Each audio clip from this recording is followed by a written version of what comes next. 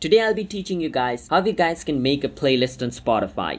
So it's pretty simple. Now to make a playlist, first you need to listen to your favorite song. So I'm going to listen to one of my favorite songs, and as you guys can see, the song started playing at the bottom. Now I need to click on the song and expand it. Once the song is expanded like this, I need to click on the three dot at the top right corner. From over here, I need to click on add to playlist. From inside here at the top, you can see the option called the new playlist. Click on it. Now first you need to give this playlist a name. So I will name this playlist Holy Song. So this is a random name, but basically I gave my playlist a name.